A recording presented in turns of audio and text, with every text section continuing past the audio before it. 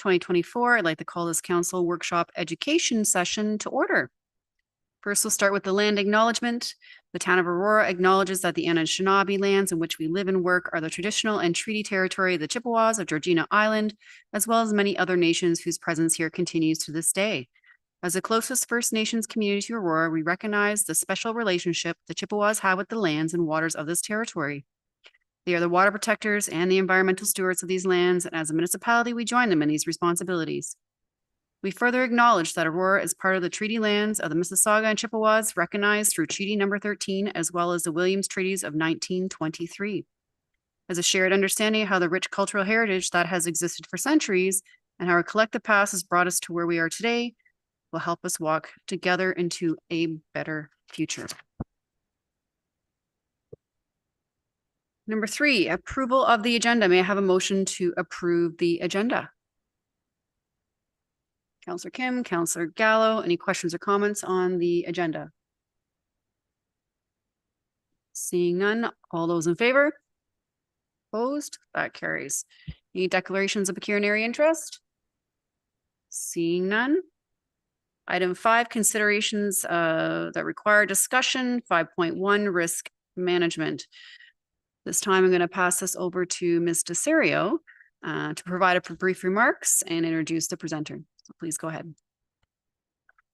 Thank you, Madam Chair. Good evening, Madam Chair and members of council. Some of you may recall that in 2021, staff went through the process of preparing a draft risk management policy, which was then brought to council for council's consideration. During the meeting, council provided staff with a lot of feedback and referred the report back to staff to consider council's comments. One such feedback that we heard was that council wanted to be more involved in the process from the outset. So as such, and given that a few years have passed, we decided to start from scratch and have a presentation that we perhaps should have done the last time. The purpose of today's session is a preliminary session to engage council and to provide information as to what to expect over the next several months as the process of creating a risk management program unfolds. Staff had a similar presentation this afternoon, and it was well received by staff. So now I'd like to take this opportunity to introduce to you our risk management consultant. He is different from the one that we did retain in 2021. His name is Tony Lackey, and he will lead council through this session. Welcome, Tony. Mic's on. Great. Okay. Thank you. Madam Chair, Council, I really would like to take this opportunity. Thank you for having me come to present to you about the topic of risk, management, something I have real passion for, and really think it's a key strategic move for the town to develop a policy and framework to implement risk management. Before I get into the actual educational presentation, I just wanted to give you some background on myself. As I say, I'm Tony Lackey. I have my own consulting firm. It's TL Risk Solutions. Before I had my own company, my career started in the property and casualty insurance industry.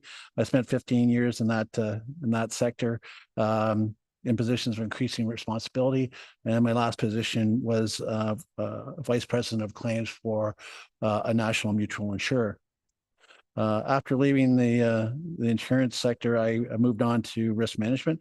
And for the next 21 years, I was Executive Director of Risk Management at Carleton University in Ottawa.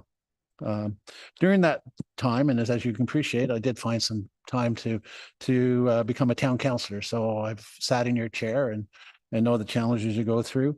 But in the last 20 years, I've got into another passion of mine, and that's actually instructing. And so I've been an instructor for the Insurance Institute of Canada. And then most recently, I've been an instructor with the Sprott School of Business, Carleton University, teaching the Canadian Risk Management certification courses. Some of my clients with TL Risk Solutions have been the Bank of Canada, Service Canada, and Laurentian University.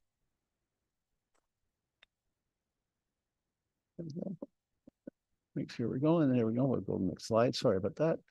So the purpose of today's education session is to introduce the concept of risk management to town council and to provide an overview of the process involved in developing a comprehensive risk management policy and framework for the town. In today's session, we will review what risk is and what risk management process entails. We will cover the definitions of risk and risk management, highlight the differences between enterprise risk management and operational risk management. We'll also discuss the goals of a risk management program, and at a high level, we'll talk about the responsibilities of the stakeholders. In addition, I will point out some of the key factors that should be included in a risk management policy. And then finally, we'll review key elements in the risk management framework and process.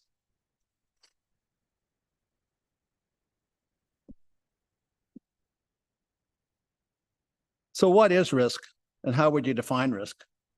Really, depending on the industry, the definition or description of risk can vary. Originally, the whole concept of risk management came from the insurance industry. Typically, the insurance industry looks at risk as a subject matter of loss or the item that they insure. Or sometimes they look at what's called a peril or the cause of losses.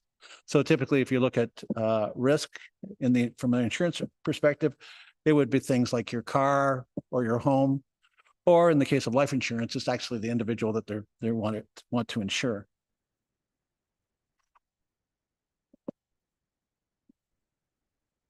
In the late 1990s and early 2000s, the discipline of risk management was developed, and through its development, it has now developed where it defines risk as the potential events or circumstances that can have an effect on an organization's strategic or operational goals. An effect is defined as a positive or negative variation on what's expected. And the effect risk has on organization is expressed in terms of a combination of likelihood and impact that the event will have on the organization.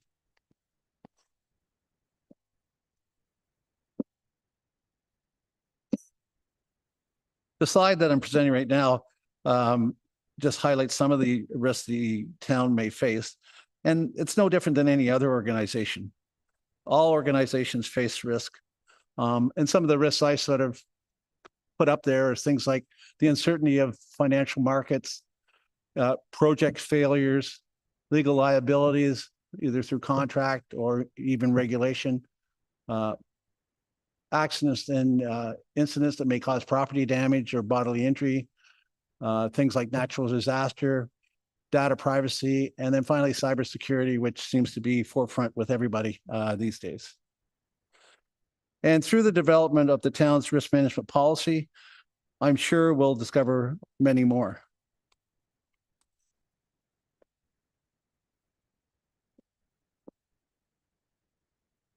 So now that we know what risk is, we can talk about risk management. We all practice risk management in our daily lives. When we cross the street, we assess the risk that there's no car coming, and then we control the risk by either staying on the curb or proceeding to cross the street. The concept of risk management is to formalize this process by documenting risks, determining which ones have the greatest impact, and how do we treat or control these risks. Simply put, risk management is the process of identifying, assessing, and prioritizing risk. Once risk control is put in place, it's important to monitor and report on the process, the successes and failures of the controls, so that additional controls can be put in place if necessary. Risk management is a cyclical process.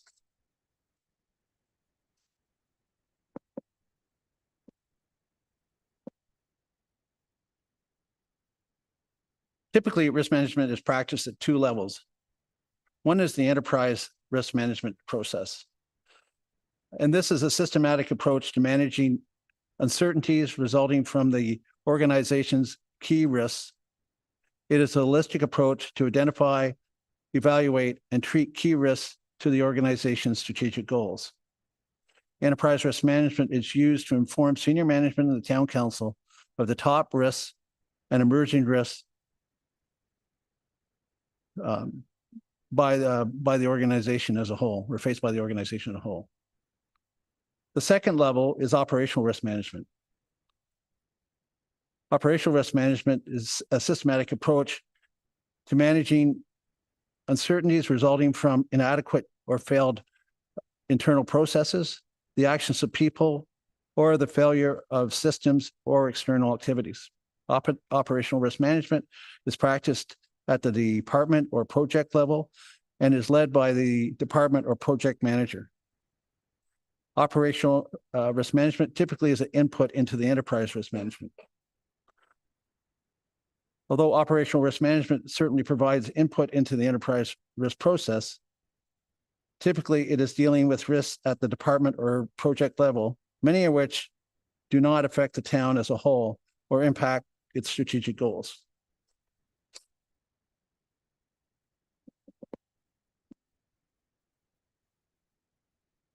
So what makes a risk management program a success?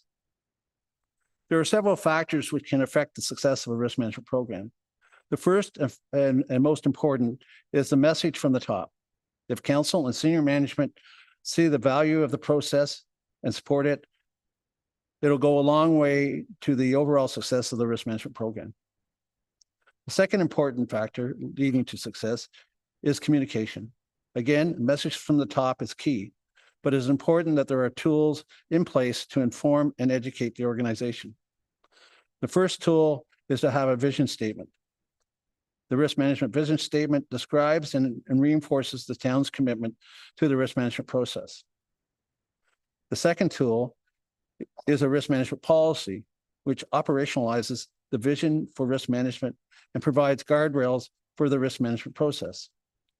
The risk management policy is a high-level document that outlines the organization's overall approach to risk management. The intent is that the risk management policy comes to council for approval once drafted. The last document that is required is a risk management framework, which spells out the steps to be taken in the risk management process. It also talks about responsibilities of the stakeholders and details the reporting requirements. The risk management framework is a more detailed and comprehensive structure that describes how the organization will implement its risk management policy. The framework will be discussed later in the presentation.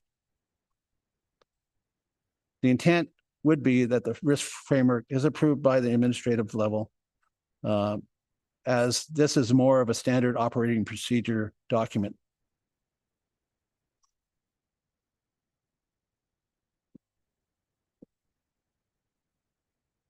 So what does a risk management policy include? As I stated in the last slide, the risk management policy is a key to communicating the town's commitment and intentions around risk management. A good risk management policy should include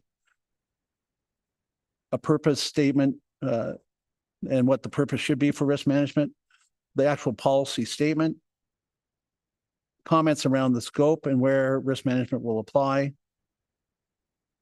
responsibilities around governance and structure and accountability. It should also highlight requirements for the actual risk management program and framework. It should confirm the methods of communication and reporting.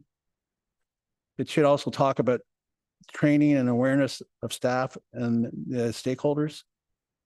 It should also talk about how it supports compliance and legal considerations. It should define when the policy will be reviewed and updated. And it should provide guidance on the preferred method of risk financing. And in most cases, this is insurance. And finally, it should develop other risk management policies and procedures. My understanding is that council has conditionally approved funding to develop and update risk and related policies and procedures. This already demonstrates council's commitment to ensuring the town is appropriately managing the risk once the risk management policy is put in place.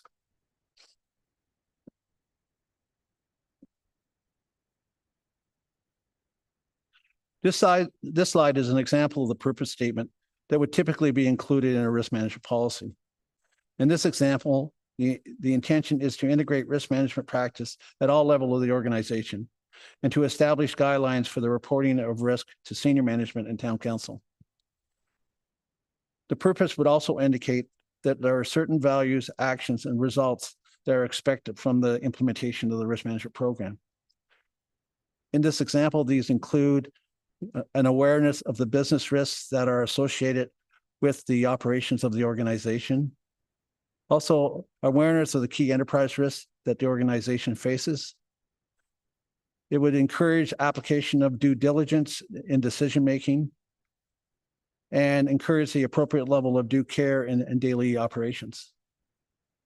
The other purpose for risk management is to encourage intelligent risk-taking in the pursuit of new ideas and innovation.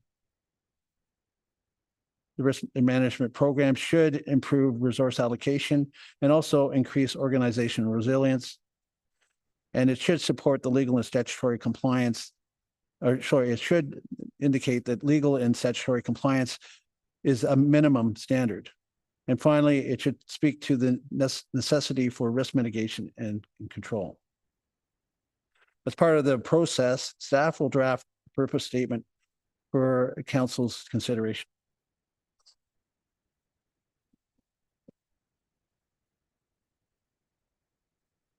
So where does risk management apply in an organization? The risk management policy should also outline the scope of where the risk management program will apply.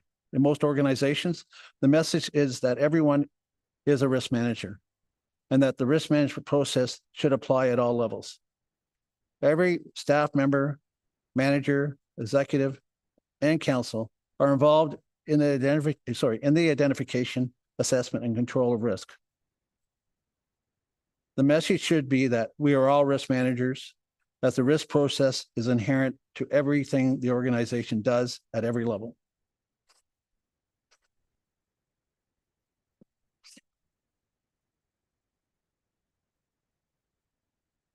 Beyond the risk policy, a risk management framework must be developed. The first step in developing a risk management framework is to use a recognized standard as the basis for the framework. There are several internationally recognized risk management standards. The most common standards are the ISO 31000 Risk Management Framework, the COSO Enterprise Risk Management Integrated Framework, and finally, Treasury Board has developed a risk management framework of their own. As a basis to develop the town's own framework, it is important that one of these standards be followed so that common terminology and processes are adopted. I will be recommending to staff that the town adopt the ISO 31000 framework with modifications due to its flexibility, broad focus on the types of risk, ease of integration, and its international recognition.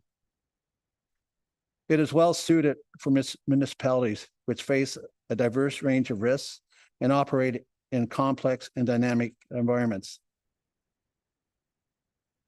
The decision around a standard to be used will be decided by the risk management project team as we develop the town's own risk management policy and framework.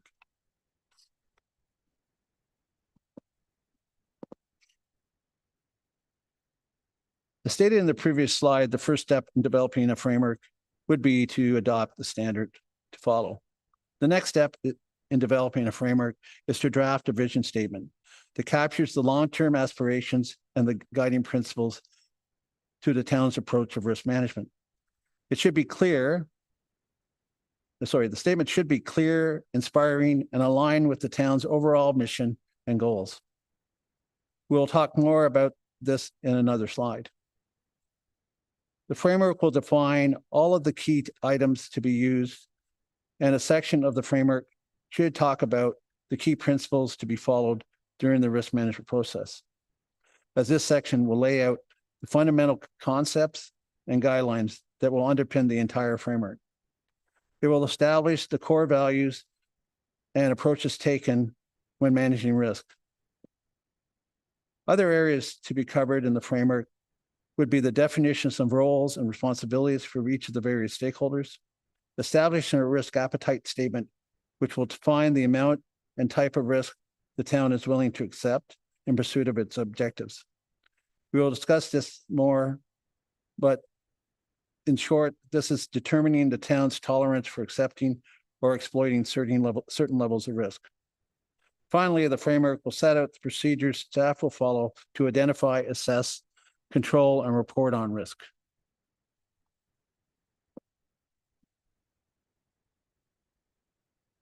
So the objectives of the risk management framework are to assist the town in creating a structured approach to managing uncertainty while enhancing its ability to achieve its strategic goals. Another goal is to ensure that corporate risks are considered when undertaking and implementing strategic management decisions. Furthermore, it should ensure the management of operational risks is integrated into standard management and accountability processes. It should provide a framework to identify, analyze, treat, and report key emerging and operational risks. And finally, it should develop a formal process where staff assume responsibility for managing risks through the proactive identification, analysis, and treatment of risks.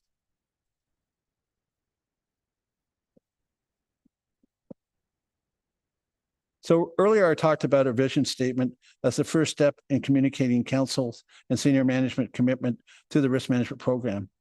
I've drafted an example vision statement that could be included in a risk management framework.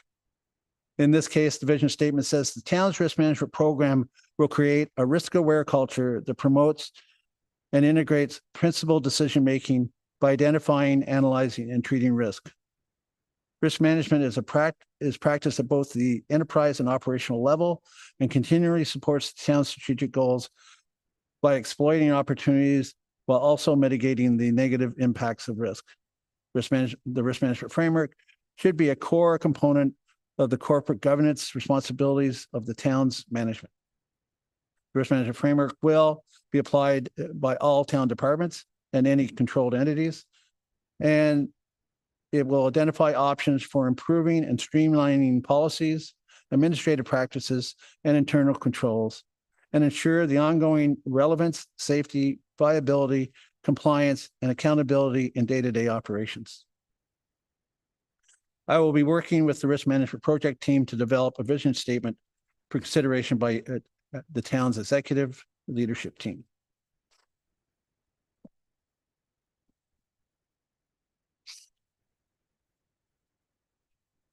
Like any process or procedure that's undertaken, there must be some value added when it's implemented. This is also true for risk management. However, other principles need to be considered to ensure that the risk management process is a benefit to the organization. This slide gives an example of key principles that will likely be included in the framework with changes to reflect the town. So if you look at some of the principles, is that risk management creates and protects value. It contributes to the demonstrable achievement of objectives and improvement in performance across the areas of the organization. The organization will recognize and disclose key risks systematically and take appropriate action to manage these risks. The responsibility for overseeing risk management within the organization rests with the executive management team. Directors, managers are responsible for implementing and supporting policies and procedures for the effective management of risk, including risk assessment. Risk management facilitates continual improvement of the organization. One centralized division, likely legal services, will advise all levels of the town governance, all levels of the town governance on risk management framework and the risk management policy, and monitor and report on the risk management process. Risk management will be integrated with standard management practices with accountability following established reporting lines.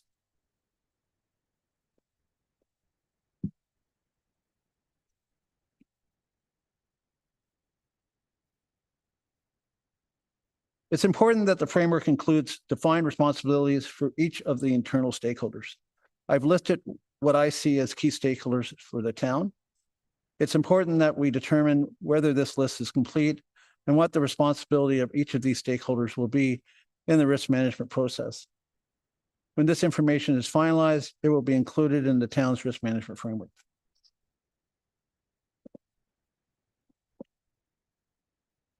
So before we can assess risk, we need to determine what level of risk the town is willing to accept. This determination or definition is typically described as a risk appetite statement or statements. This risk appetite statement does not need to be a singular statement as to the town's appetite for risk. Considering the complexity of the town and its many operations, the risk appetite statement or statements may be different for different types of activities or areas. There could be a different appetite statement depending on the type of activity undertaken. This and the next slide highlight an example risk appetite statements that deal with different types of activities. In this example from a university, there are 3 types of risk appetite statements: conservative, balanced, and entrepreneurial. And the appetite is based on the risk score determined by the risk matrix, which we'll cover in a few minutes. The risk appetite statement will be drafted by the risk management project team and will be presented to council for consideration and approval with the risk management policy.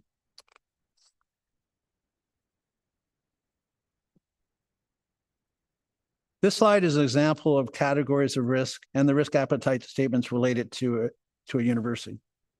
The type of risk appetite statement used is dependent on the type of risk category. So for example, for the category of financial viability, risk has a conservative risk appetite because at this organization, they want to keep tight budget controls.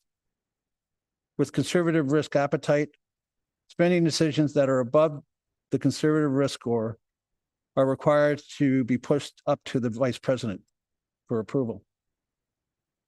If we look at the environment and social responsibility, if we look at environment and social responsibility, it has a balanced risk appetite because in this category of risk, it was determined that the organization is willing to take a higher level of risk to meet its goals around the environment and social responsibility. So for example, the organization may accept a slightly increased financial risk to improve its recycling program or to build a social housing project. So if we look at a university where research is key, it has a entrepreneurial risk appetite because it's core to the function of the university. And obviously there are considerable risks with research, but due to the strategic goal that is research, they're willing to accept a much higher level of risk to conduct the research. I want to emphasize this is only an example. And as we work through the process, we will develop a risk appetite statement or statements that are suitable for the town of Aurora.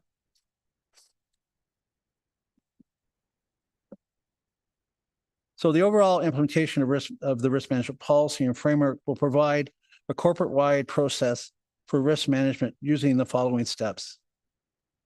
The first step is to scan the internal and external environment, looking at the goals of the town and the context in which it operates. Second step is identifying risks using a systematic process. The third step is to analyze risk by applying a defined risk criteria, and typically this is the risk appetite statements. The fourth step is the treatment of risk and risk controls. And then finally, the last step is to monitor and to provide assurance.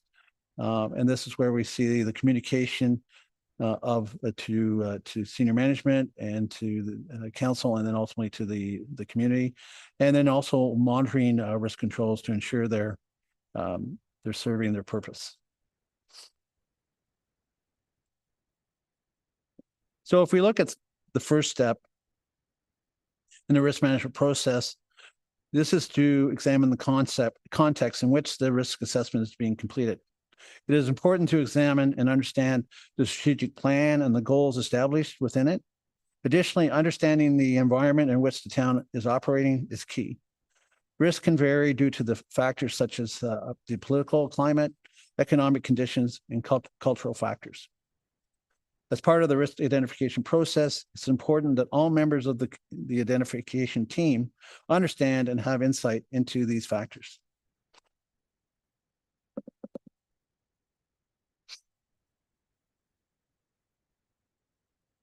As this slide states, risks must be identified before they can be managed.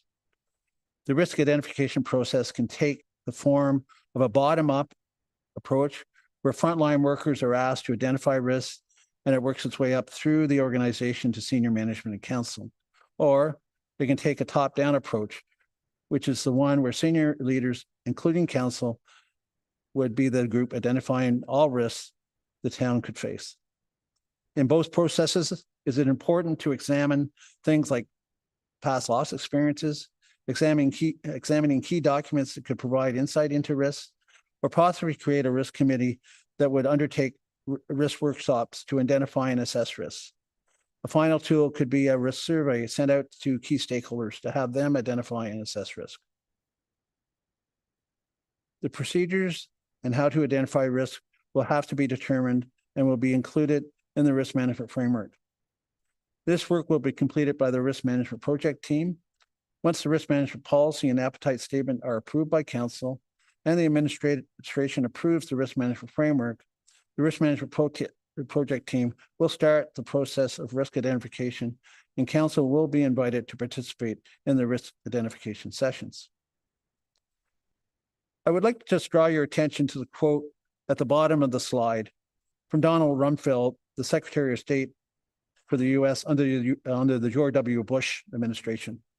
When asked about what kept him up at night, he made the statement in red. I think it's important that we note the last part of that quote. The things we know, we don't know. I say this because regardless of the process of identifying risks we adopt, there will be risks that will occur that we will not see coming towards us. So for many organizations, an example of this type of risk was the pandemic. So just to summarize there, even though we do the best job we can in identifying risks, there's still going to be surprises.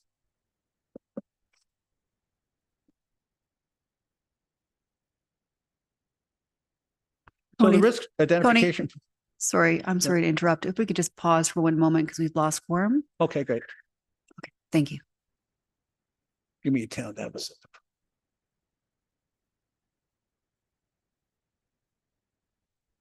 Tony, you can go ahead.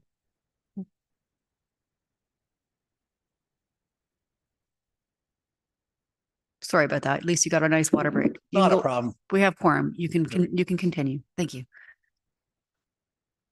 So the risk identification process could identify tens or hundreds of risks faced by the town. And if we had all the resources in the world, both money and people, we could manage all of them. But unfortunately, we do not have unlimited budgets or resources. As well, many of the risks that may be identified will have low likelihood of occurring, or if they do occur, will have a minimal impact on the organization. Many of these risks are managed through normal day-to-day operating procedures. So the purpose of assessing risk is to get to those risks that could have the greatest impact on the organization. To do this, we normally develop a risk matrix, which allows the rating of risks on the likelihood of the event occurring and the impact if it does occur. A risk score is developed, which is usually derived by multiplying the likelihood number by the impact number. Using the risk score, we can determine the risk with the highest score, and we can prioritize these risks by the score and focus on risk treatment in these areas. We can also rate risk on two different time points. The first is inherent risk, which is the assessment of risk before risk treatment is applied, or we can use residual risk, which is the risk level when risk treatment is applied. One of the tasks that needs to be carried out is to develop a risk matrix that provides definitions for likelihood and impact. And I will be working with the risk management project team to develop a risk matrix for the town. And I think I need to catch up on something. Oh, not too bad. There we go. This slide is an example of likelihood matrix. This is a tool that is used in risk management to evaluate risk based on the likelihood of occurrence. Risks that are most certain to occur receive a higher score, and those that would rarely occur get a lower score. The risk probability score combined with the impact score, which we'll discuss in the next slide, will help identify the town's most significant risks when the task of risk assessment is being completed.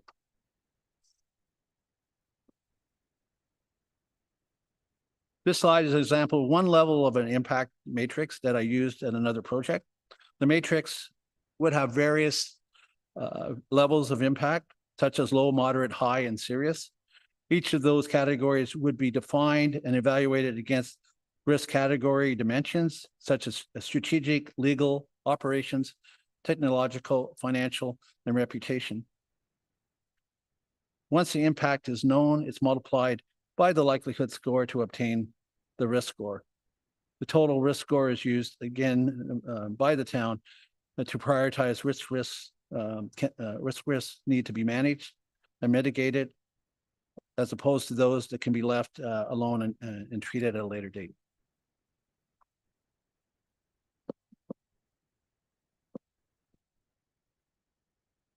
So the next steps in the process is really our risk response and risk control, risk treatment. And in some ways, this is the most important step of the process. And really risk treatment are the actions that are taken to control or exploit risk.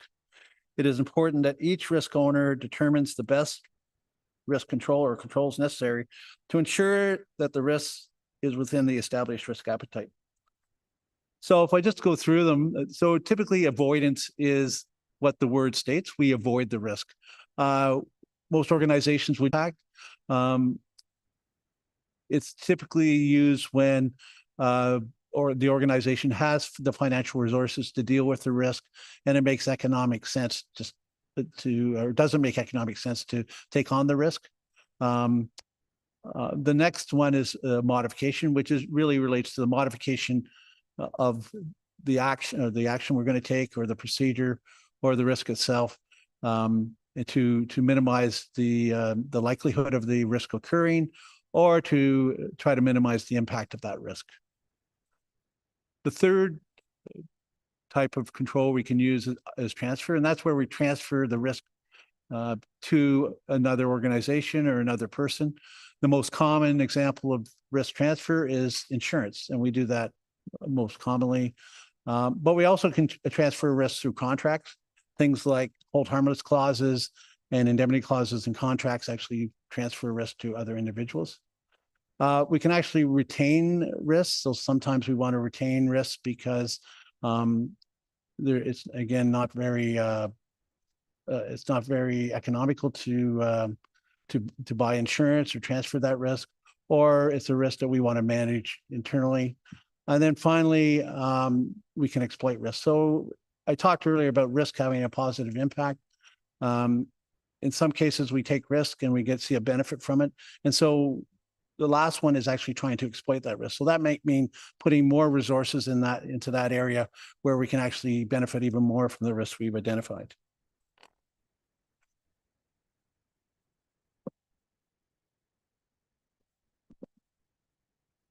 So the last step in the process is reporting, and this is where the key risks to the town are brought forward to senior management and council. In most cases, this could be the reporting on the top 5 risks or top 10 risks. A report needs to be developed that documents the risk identified, look at the risk rating and the risk controls that have been implemented to manage the risk.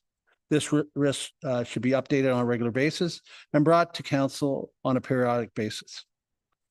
The next couple of slides are examples of the reports that I've produced at both the enterprise and operational level. So this slide just demonstrates a typical heat map that quite often is used in reporting on risk management. Typically, risks would be identified in the 3 categories: red, yellow, green. The red sections are deemed to be high risk and the ones that we need to take immediate action to manage. The medium yellow are ones that we know are being managed appropriately, but it's something that we need to monitor to see if additional risk treatment needs to be implemented. And typically the risks that are put in the low category are ones that we wouldn't have to take immediate action with because risk control is appropriate at that time.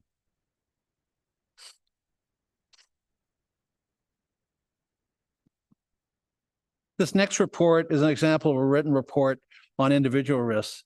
This type of information can also be included in a spreadsheet when we're looking at the top 5 or 10 risks. If we just go through that example, in this case, we've used sort of a example that the town might be involved in which is the blockage of the stormwater management ponds. We have a conservative risk appetite, which means that this is a risk that we wouldn't want to accept the high level risk for. We want to make sure that we're managing that.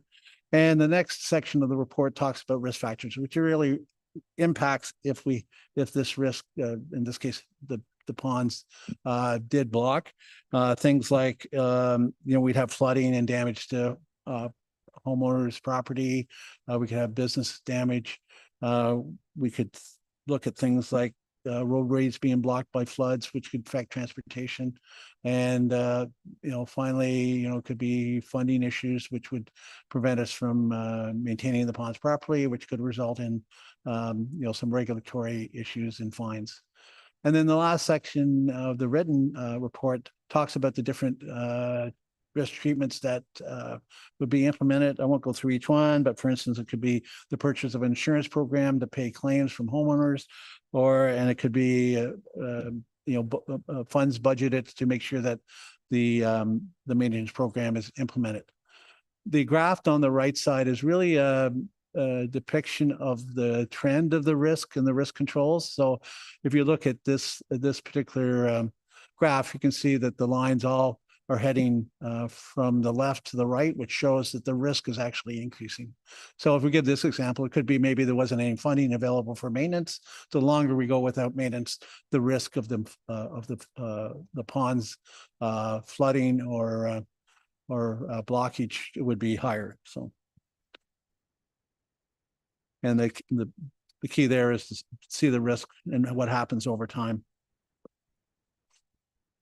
This last report is an operational report and then used when you have to make operational decisions. It has a simplified risk map. And on the right side, there's different headings for information that would be provided in the report around, how this decision would align with the strategic plan.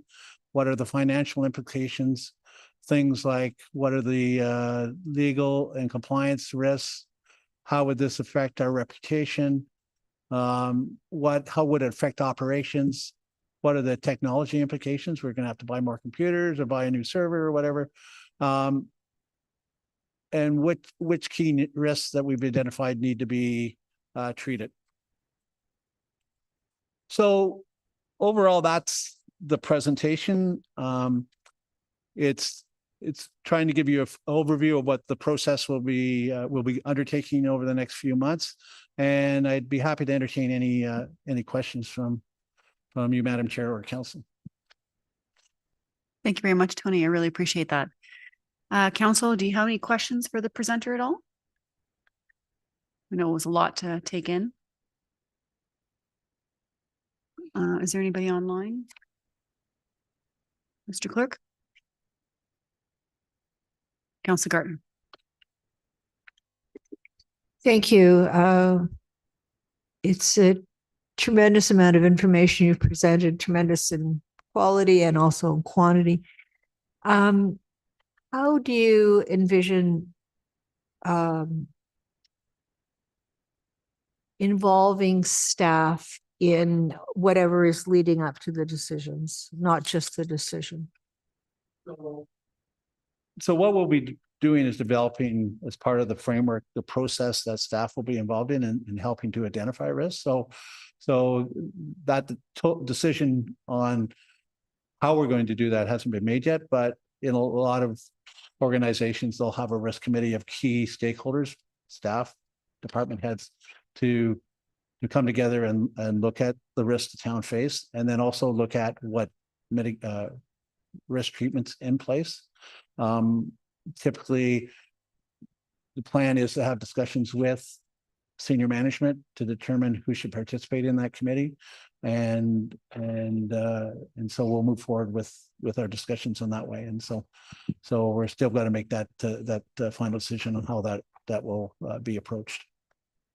Counselor? Thank you. And I remember last time when we looked at this, and I'd like to look at that report again. I can't remember the date of it, though. There were some things on the chart with respect to risk that some of us felt were higher risk or lower risk. So if I could ask Mr. CEO, perhaps we could just have a copy of that risk chart from the last, the risk ratings chart from the last report. And then convey to the consultant where we might have disagreed with that. Or maybe you will wait until I think really we need that up front, because I believe it was staff that put all those ratings on the risks. Mr. And council Natarasi? didn't have input. Thank you. Through you, Madam Chair, I'm going to defer to Mr. Zerio, who will tell you where that last report links to this effort tonight. Mr. Serio, go ahead. Thank you. Through you, Madam Chair. The risks that staff did identify in the previous report are all now non-existent. So we are no longer, right? yes, we do have a report, but we are no longer using that policy, those risk identifications. As we go through the process with Mr. Lackey, we will be doing new risk identification, and council will be involved in that process. So you will be part of the interviews on what you identify as risks. So I could send you the report, but we're trying to, that's almost like that was old news. And now we're doing a new process. Counselor? Through you, Madam Chair. For me, what I would like to see is, instead of me having to search it out, is that there was one page with the risks as staff rated them that caused quite a lot of discussion around the council. I would just like to be reminded of how that rating was done, and then I can look at it and see where I disagreed and be ready to give that information to you. Thank you. Thank you, Counselor Gardner. Counselor Kim? Thank you, Madam Chair. Excuse me. Thank you for the presentation. My question is, like, coming from a wealth management background, the amount of risk is commensurate with, or the reward is commensurate with the risk. So there's such thing as taking good risk, and the more risk you take, the more you have to gain. Conversely, if you take no risk, you're capped. So can that analogy still be used in this framework? Because it seems like from an organizational or enterprise operational risk perspective, it just seems like taking no risk is the goal. Is that correct? Tony? No. Well, So essentially, is risk bad in an organizational no, perspective? because we, as I said in the presentation, you can have both positive and negative effects of risk, right? So getting back to the crux of your problem, you say, well, we don't want to take, well, the idea is to take appropriate risks, right? So that's where the risk appetite statement comes in, is so based on the activity, we want to describe and allow for staff to take those risks that are appropriate, that are more risky. So again, and that's based on the town's priorities. So for instance, as an example I used, is let's say we want to build social housing, but the financial risk that the town may incur in that regard is higher than we would normally take for the typical financial decision. But because that key priority for the town, our risk appetite should be defined in a way that allows a decision to be made to take that larger risk in that regard. So much like the area you talked about, is again, where if you don't take risk, you don't get reward. There's opportunity cost for not doing something, right? And so what we want to do is balance that, that scale, let's say, and ensure that management feels confident and has the authority to take the key decisions around risk when it will benefit the town, but also know when we need to be conservative and step back and have a, let's say, a larger discussion before we take those risks. Thank you. And through you, Madam Chair, I find, I think in the culture in municipal government and other areas of government, risk is predominantly thought of as a negative thing.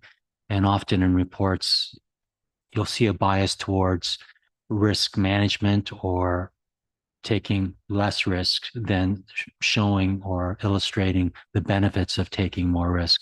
And so I think the challenge for us and staff is to change that behavior and have a proper mix of illustrating both outcomes. My last question through you, Madam Chair, is when it comes to enterprise and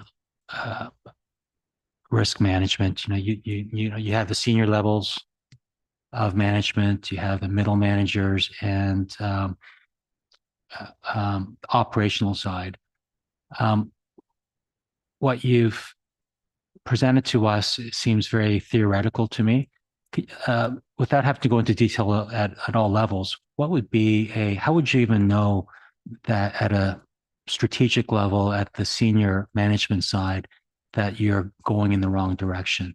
Because when you're thinking and planning at the strategic side, often you don't know that you made a mistake or a big risk is looming until it's really in your face. So can you give me an example of a strategic risk that senior management would take, and how would you go about managing a certain risk, and that risk is coming?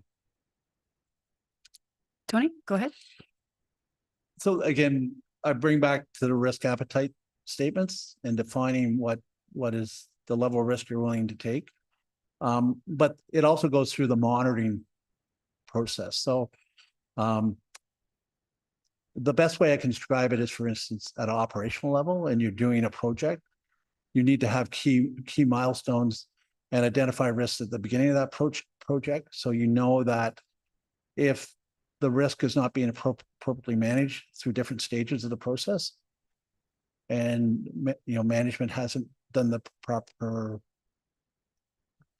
controls in place, that you have those milestones that you can measure against. And that's how you can report back and say, this is not going the way we want. And, it needs, you can put different decision points through a process where, we've identified a certain number of risks. These risks are increasing as opposed to decreasing. And that's where management can make the decision to cease the project, or increase, raise it up through the authority level to say, okay, now we want to make more risk, even though it may exceed our risk appetite. There may be other benefits or other considerations around strategic goals that may say we need to go ahead with this. But I think the key there is actually understanding your risk appetite and making sure that you put key milestones in any project you're doing, or any process that's in place, so that you can measure and report back and understand where that decision or project is going, and then make decisions whether you need to roll it back in that. So the information, by establishing those key points in the process, you should be able to report and have an understanding that we either got to take more risk and go through with this because there's benefits that we're going to see, or it's time to cut our losses and move on. So it's really around the measurements of in the process that you need to look at. Counselor? Thank you. Good. Anybody else? Seeing no comments. Tony, thank you so much. Just had one slide to talk about what the next steps are. And I think it'd benefit council if we just ran through that real quickly. It's Sure, maybe absolutely. Go ahead. about Next steps. a 2-minute slide. Couple minutes. Not even probably that, but so really what the plan and next steps are, obviously, we're going to draft a risk management policy and the appetite statements, and we'll bring those back to council for approval. Then we'll draft the risk management framework. Again, that will include all those things I described in the presentation, including the risk identification and assessment process. And then we'll conduct the risk identification assessment workshop with staff and council. And ultimately, the goal there is to report to council on the top 5 risks. And then going forward, we'll engage in the development of risk-related policies and procedures, subject, of course, to council's release of funding. So just to sort of lay out the plan going forward, obviously, there's a lot of work to be done in those areas, but at least gives you a broad framework of the plan. Great. Thank you. Perfect. Thank you very much. Does any other counselors have any comments or questions to the next steps that was just shared with us? Counselor Gartner? Do you have a rough timing estimate on all of these? We're through you, Madam Chair. We are working on the schedule, so hopefully we can report back in a reasonable time to let you know what the time frame will be. Thank you. To you, Madam Chair, to Mr. CEO. Did we put this in the budget? Mr. Natarasny? Yes. Ms. Desario? Through you, Madam Chair. Yes, it's in the budget. Very good. Thank you. Thank you very much, Councilor Gardner. Anybody else? No, seeing none. Thank you very much, Tony. Really appreciate that. Okay, great. Appreciate the presentation. I guess now there's no motion to receive that. So it's all we're doing is we're adjourning. So may I get a motion to adjourn? Councilor Kim, Councilor Gartner, all those in favor? Opposed? That carries. Thank you very much. Back in the closed session.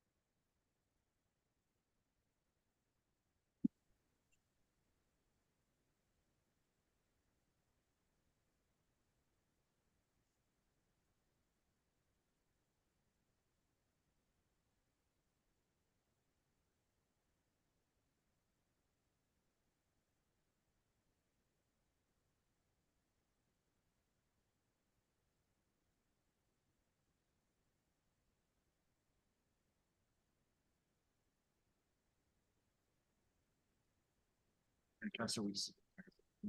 Oh. Councillor Weiss, We can start. yeah, we're just gonna take off the. Do I have so to we're say off the street. the time? No, just say that we're resuming,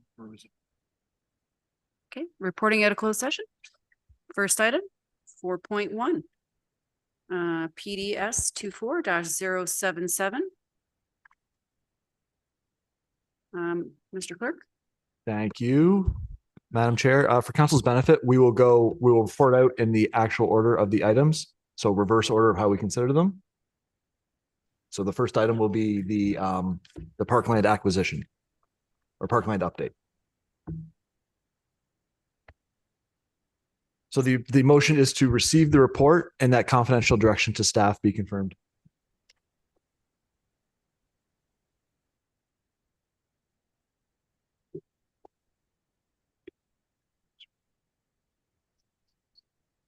Can I have a recorded vote, Mr. Clerk?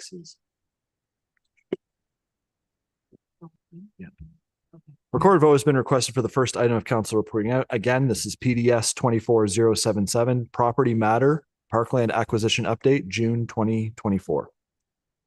Councillor Gallo, how do you vote? Councillor Gallo votes yes. Councillor Thompson, how do you vote? Yes. Mayor Maracus? Mr. Clerk, I wasn't here for that one, so Okay. The mayor will be marked as absent for that. Councillor Kim, how do you vote? Councillor Kim votes yes. Councillor Gartner? Councillor Gartner votes yes. Councillor Weiss is absent from voting, and Councillor Gilliland. Yes. Motion carries. Okay, next item, 4.2, CS 24018. Mr. Clerk? Thank you, Madam Chair. The motion is to receive the report and that confidential direction to staff be confirmed. Recorded vote, please. Recorded vote has been requested for the second item of council reporting out of closed session.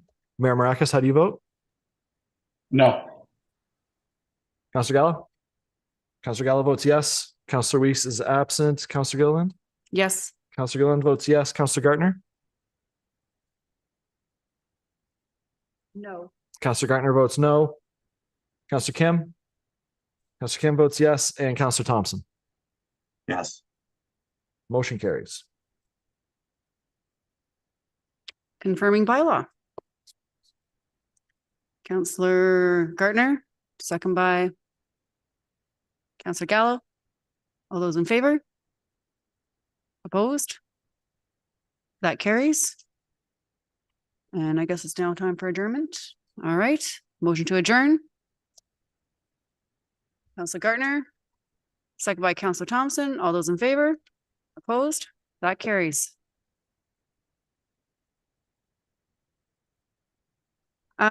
Mr. Councillor, can we see your puppy?